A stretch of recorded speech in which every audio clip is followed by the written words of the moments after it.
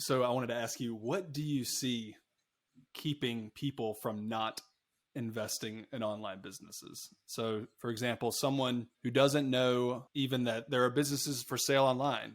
So, how does someone who's there, what do you see that's blocking them from making the choice or deciding to begin looking for an online business to buy? Where's the I blockage? think What's the obstacle? the biggest blockage is not being conscious that Hmm. you can buy an online business. I think most people that want to make an income online, they go, cool. I need to make an income online. What do you think of when you need to like, if you just go, I need to make an income online, what's your first like go-to thought of what you need to do? I'm going to set up an ecom brand or ecom store. Yeah, you need to start a business, right? Yeah. Anybody that makes money online, they started a business. No, that's not true. So many people buy them.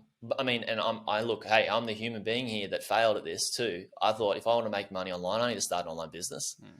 I tried it. I started a couple. I sucked at it. I failed multiple times. I bought one and it went well. And it kept, and I did it the second time, it went well. Third time, it went well. I was like, okay, like that's not the only, I think the biggest blockage is people just don't know you can go and buy something that's already built and is already making an income past that 90% failure rate.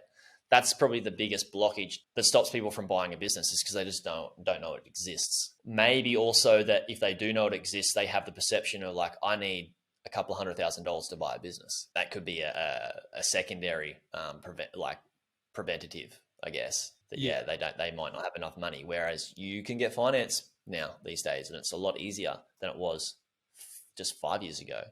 And also you can buy a business that's like 20, 30 grand. Yeah, which is crazy, right? I mean, I tell people that pretty often throughout the week, and it blows. I told my barber the other day, and it blew his Yeah, mind. And he, really. yeah, and in general, if I tell people that very often, they're like, "Oh, well, that would never work."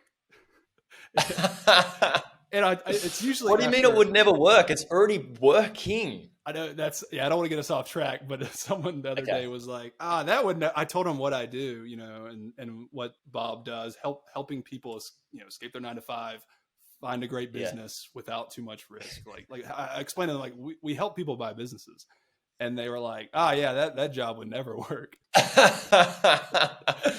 Oh, it's funny. I was That's like, funny. yeah, It's yeah. That's great.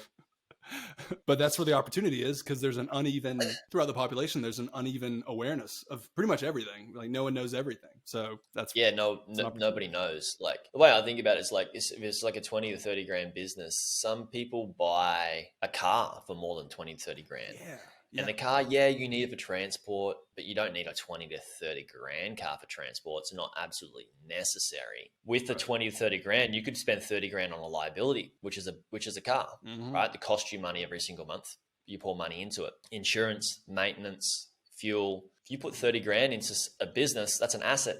It's going to pay you an income. So understanding like those philosophies is so beneficial. Like in so you see how I like to use the philosophies more than the vehicle, because that philosophy is suited to investing in property as well. Mm-hmm. You could spend 30K on a car, or you could spend 30K on deposit for a property, or same with crypto. Put 30K into crypto, leave it for 10 years. I'm sure it's going to be okay. Right? I'm not a crypto expert, or put it in ETFs. I'm sure it's going to be okay.